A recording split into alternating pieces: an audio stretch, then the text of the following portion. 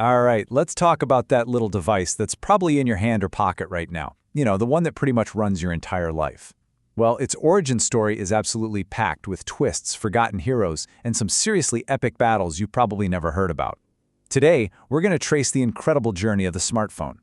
So let's just kick things off with a little myth-busting, shall we? Most of us think the smartphone story really starts in 2007 with the iPhone. But what if I told you the real beginning was way back in 1992? Yeah, a full 15 years before Steve Jobs ever walked on that stage. The core idea was already out there while most of us were still figuring out what the internet even was. You see, to really get the smartphone, you have to go back to a time before it even existed. And the big dream in the tech world, it wasn't really a smartphone, not at all. The Holy Grail was a pocket computer, some kind of magical device that could finally free us from our desks and put all that computing power right into our hands. And our first real taste of that future came from these things called personal digital assistants, or PDAs. You might remember them. Devices like the Palm Pilot they were truly revolutionary for the time. Now, for a pretty small crowd of business folks and tech nerds, this was a total game changer. For the first time, your calendar and all your contacts could actually leave your desktop computer. Our digital lives were finally going mobile. And if you look at the timeline, you can see how all the different pieces of the puzzle were starting to fall into place. The first mobile phone call was way back in 1973. The first text message ever sent was in 92. Apple basically coins the term PDA a year later in 93. Each one was a critical ingredient, right? But it wasn't until 1994 that someone finally had the guts to try and put them all together. And this is where we meet our first true contender. And no, it wasn't Apple, it wasn't Google. It was a company that decided to take the calling ability of a cell phone and smash it together with the organizational power of a PDA, creating something the world had literally never seen before. Everybody meet the IBM Simon. It came out in 1994, and today it is widely considered the world's very first smartphone. This thing was a beast. Seriously. It was a phone, a pager, a fax machine, and an email device all rolled into one. It was a complete vision of the future, just delivered about a decade too early. Just look at this feature list from 1994. It had a touchscreen, it had apps for an address book, a calendar, a notepad. You could send and receive emails and faxes from it. So the key takeaway here is that the basic DNA of a modern smartphone didn't just magically appear in 2007. Nope, it was right here in 1994 inside this clunky brick from IBM.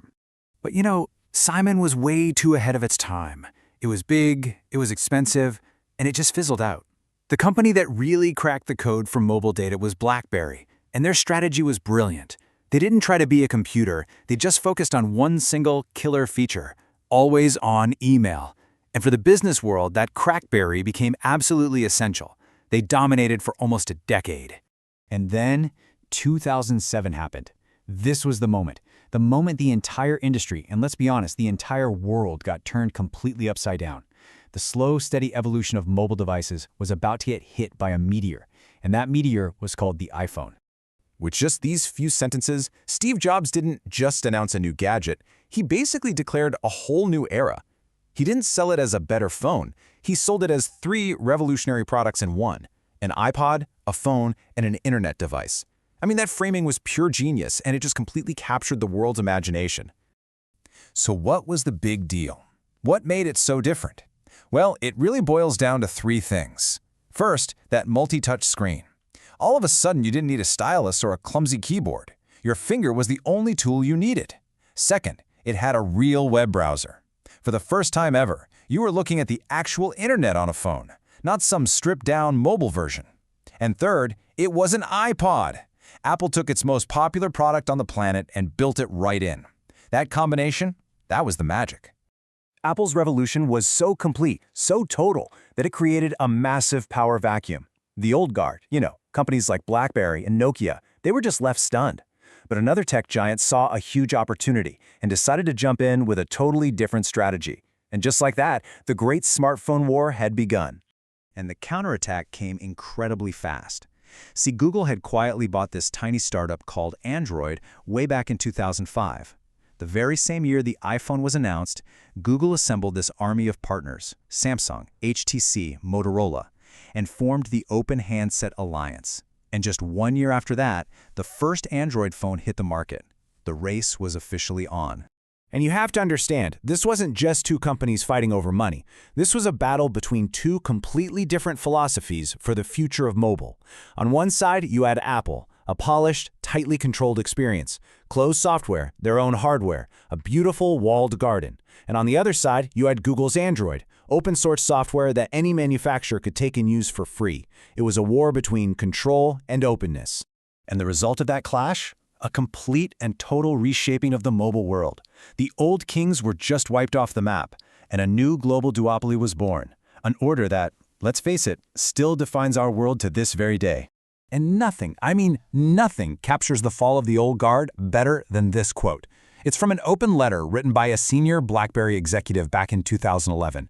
The sheer arrogance, the total failure to see that the world was shifting from a simple email tool to a full-blown pocket computer, it's all right there. It is a jaw-dropping admission of how fast they got left behind.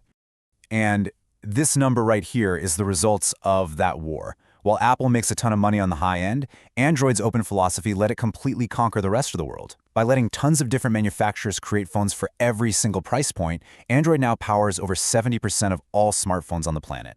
Openness turned out to be a really, really powerful weapon. So there you have it. In just a couple of decades, we went from these clunky PDAs to these sleek pocket supercomputers that we literally can't live without. The pace of that change has been just relentless, absolutely breathtaking, which really makes you stop and wonder, what could possibly be next? I mean, will this physical device in our hand stay the center of our digital universe forever? Or is the future somewhere else, maybe in mixed reality glasses, or just ambient computing all around us, powered by the cloud? The quest for that perfect pocket computer is definitely not over. The only question now is, what's it going to look like next?